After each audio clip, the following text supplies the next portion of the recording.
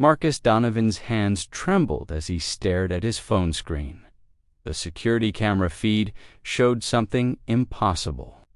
His twin daughters, Emma and Sophia, both diagnosed with severe autism and nonverbal since birth, were sitting completely still. Not the usual rocking, not the repetitive hand movements that had defined their entire 5 years of life. They were listening, actually listening to the woman the employment agency had sent 3 days ago. The woman Marcus had almost refused to hire because her resume came from a community college in Detroit instead of an Ivy League university. Her name was Imani Carter, 29 years old, black, from the east side of Detroit. The kind of address that made Marcus's executive assistant raise her eyebrows when processing the paperwork. Marcus had gone through 14 behavioral therapists in 8 months. Each one came with prestigious degrees and $300 per hour rates. Each one quit after 3 weeks, citing the girls as too severe, too challenging, too far gone. The word unreachable appeared in 4 separate clinical reports. Marcus had begun to accept it as truth. His daughters would never speak, never connect, never be more than beautiful, distant strangers living in his Pacific Heights mansion. Then, last Monday, the agency called with desperation in their voice. "We have one more candidate. She doesn't have the typical credentials, but she has experience with severe cases." Marcus almost said no, but his mother, who had flown in from Boston to help, convinced him otherwise. "What do you have to lose?" she'd asked. "Everything you've tried has failed. Give this woman a chance." Imani arrived carrying a worn canvas bag and wearing scrubs that had been washed so many times the blue had faded to gray. She didn't apologize for her appearance, didn't offer excuses about traffic or nervousness. She walked straight to Emma and Sophia, who were banging their heads against the padded walls of their playroom, and did something no therapist had done before. She sat down on the floor between them and started humming. Not a children's song, not a clinical intervention technique, just a low rhythmic hum that seemed to come from somewhere deep in her chest. Within 2 minutes, both girls had stopped banging. Within 5 minutes, they were turned toward her. Within 10 minutes, Emma reached out and touched Imani's hand. Marcus watched it happen on the monitors in his home office. He told himself it was a coincidence, a random moment of calm that meant nothing. But something in his gut twisted with an emotion he hadn't felt in years. Hope mixed with crushing guilt. Now, 3 days later, Marcus was watching Imani do something that 7 different specialists had declared neurologically impossible. She was teaching the girls to communicate, not with words, not yet, but with intention. Emma was pressing specific colored cards to indicate wants. Sophia was making eye contact, holding it for seconds at a time, her dark eyes focused and present. Imani's voice came through the audio feed, warm and steady. "That's right, baby girl, show me what you want. You have a voice. It doesn't have to sound like mine, but it's there. I know it's there." Marcus's office door opened. His business partner, Trevor, walked in without knocking. "We need to talk about the Beijing contract, not now." "Marcus, this is $8 million on the line." I said not now. Trevor caught sight of the monitor. "That's your new therapist. She's doing something none of the others could do. Get me Dr. Morrison on the phone." Dr. Elizabeth Morrison had been the girl's primary neurologist since birth.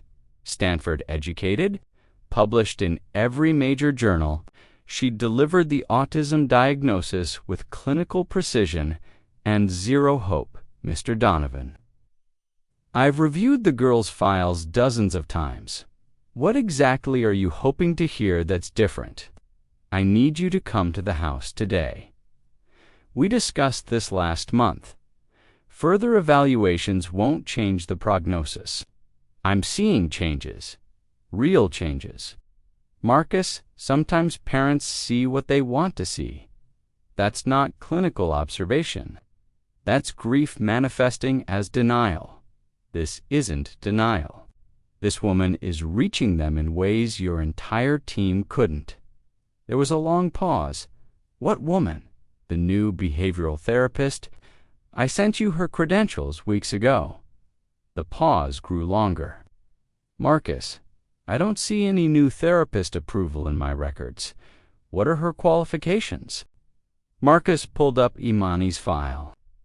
Community College of Detroit, associate degree in early childhood development, 5 years at Detroit Public Schools working with special needs children.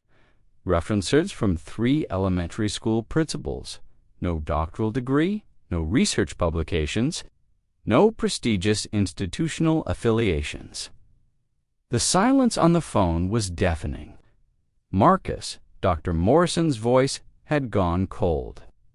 Tell me you didn't hire someone with no clinical credentials to work with severely autistic children. She's getting results. Results. You've known this person for 3 days. Any temporary behavioral shift is likely coincidence or the girls responding to novelty.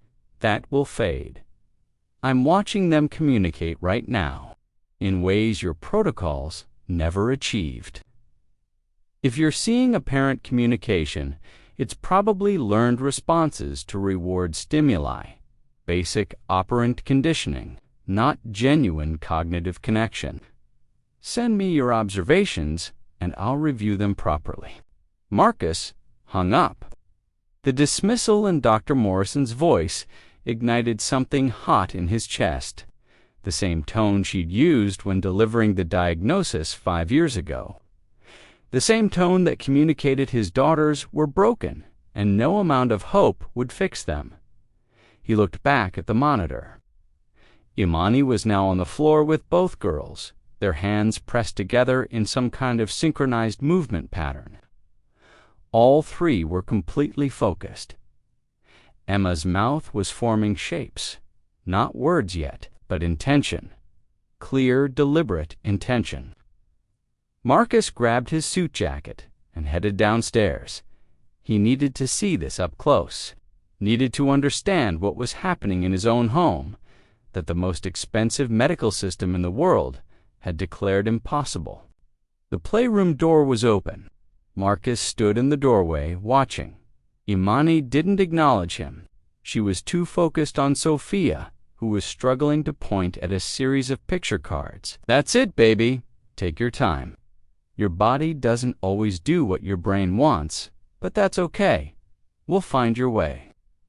What exactly are you doing? Marcus's voice came out sharper than intended, teaching them that communication isn't just talking, it's connection. Where did you learn this method?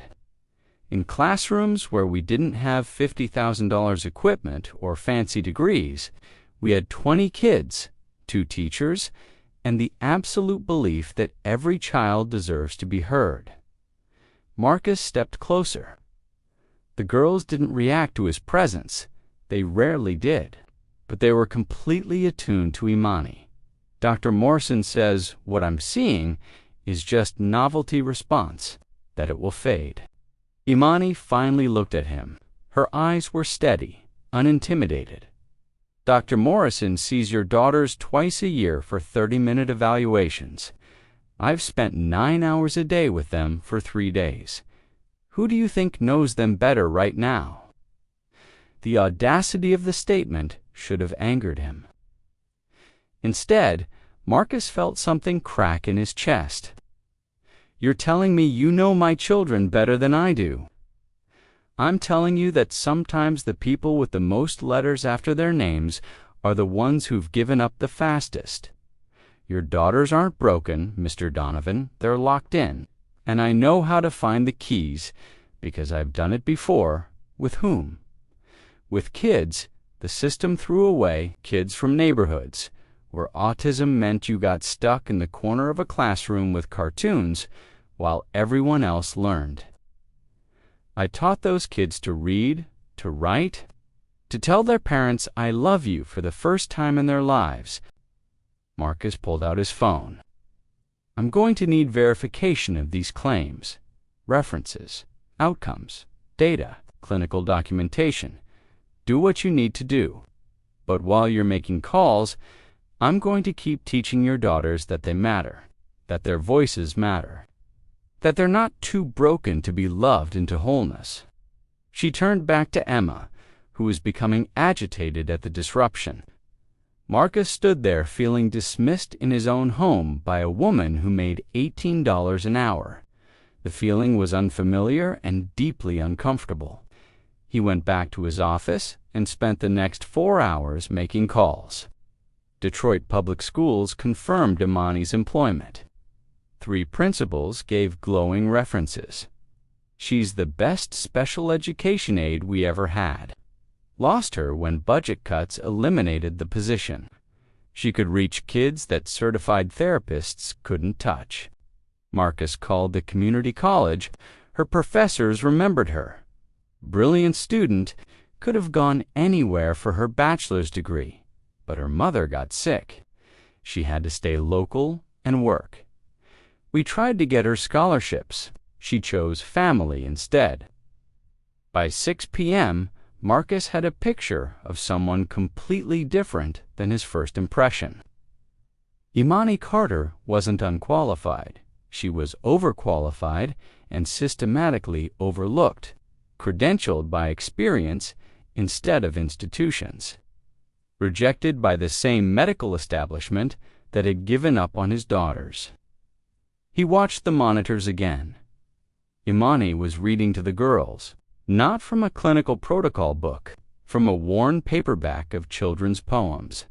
Both girls were calm. Emma's hand was resting on the book. Sophia's eyes were tracking the words. Marcus's mother appeared in the doorway of his office. She'd been watching too. She's remarkable. Mom, I don't know if this is real or if I'm just desperate to believe something can help them. Does it matter?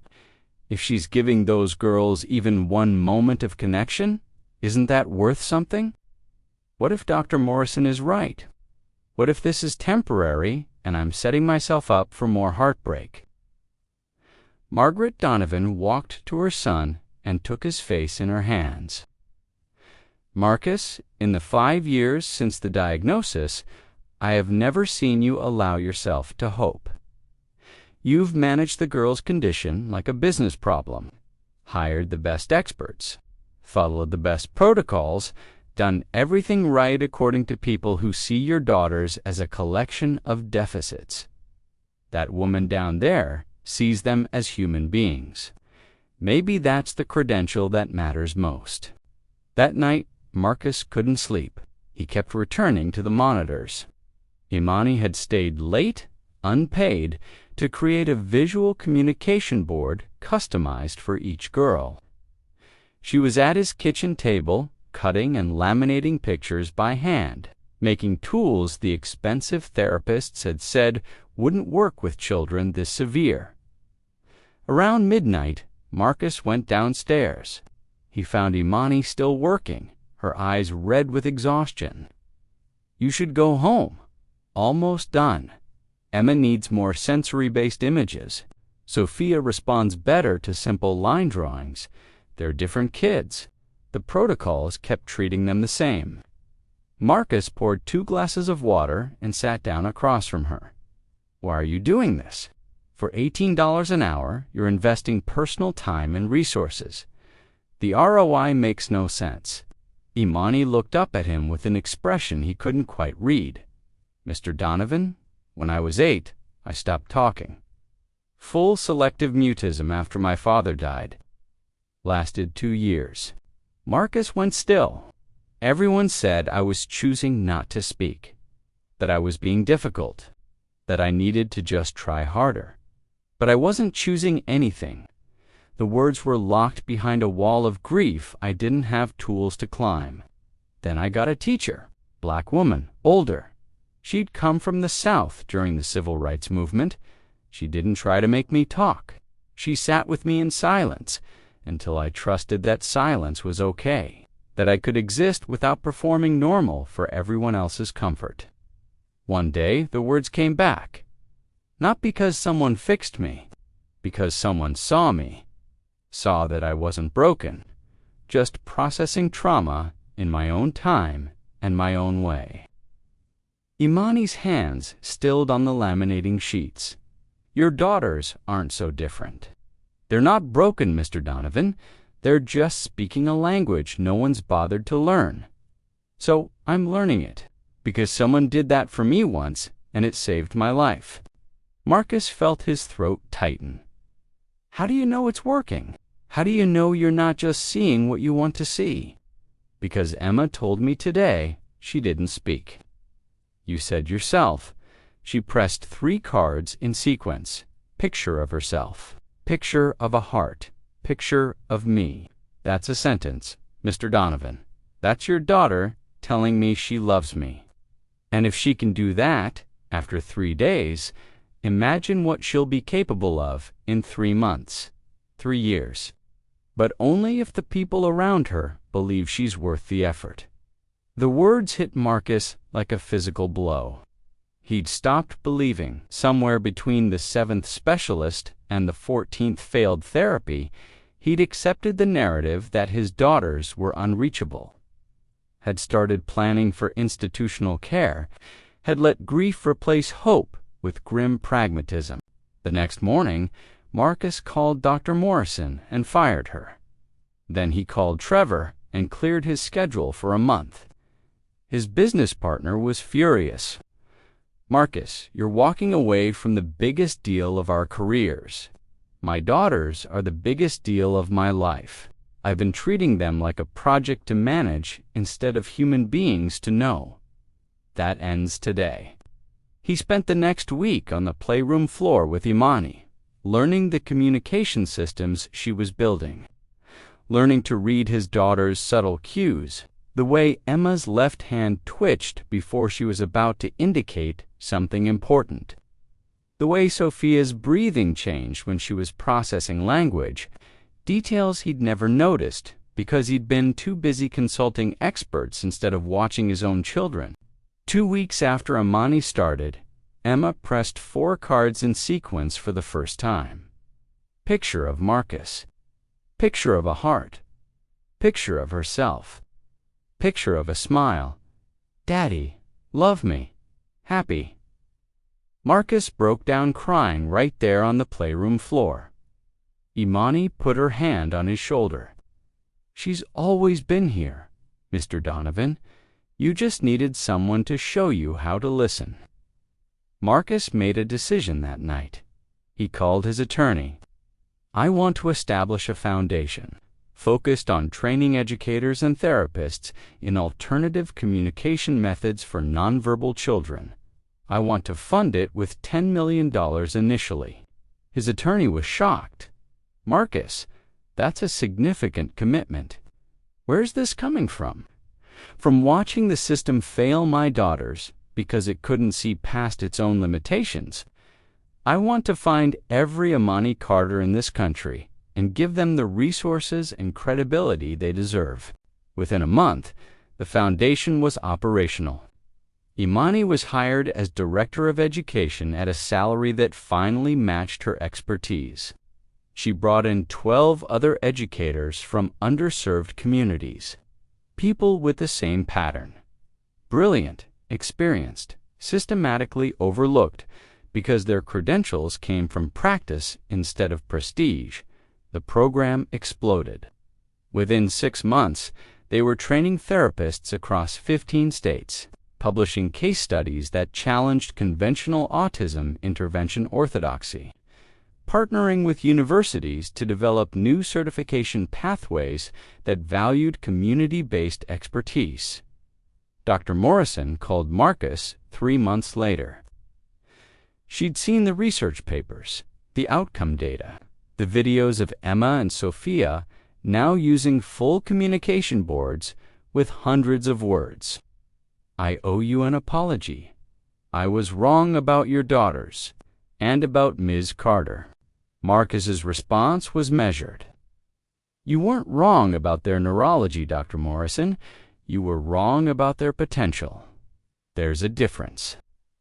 The Foundation would like to partner with Stanford to develop new training protocols.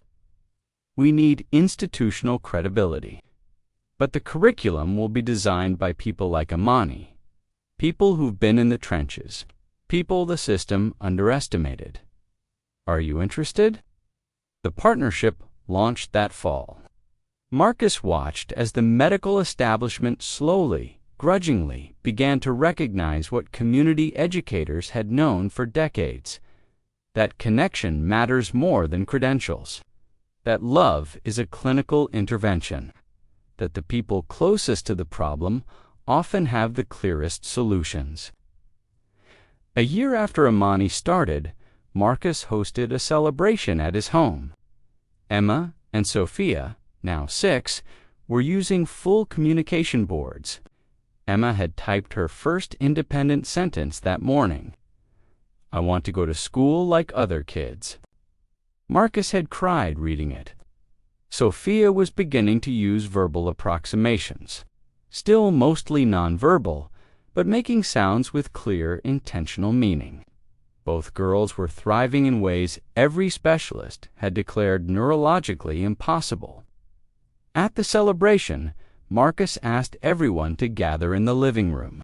He stood next to Imani, who looked uncomfortable with the attention.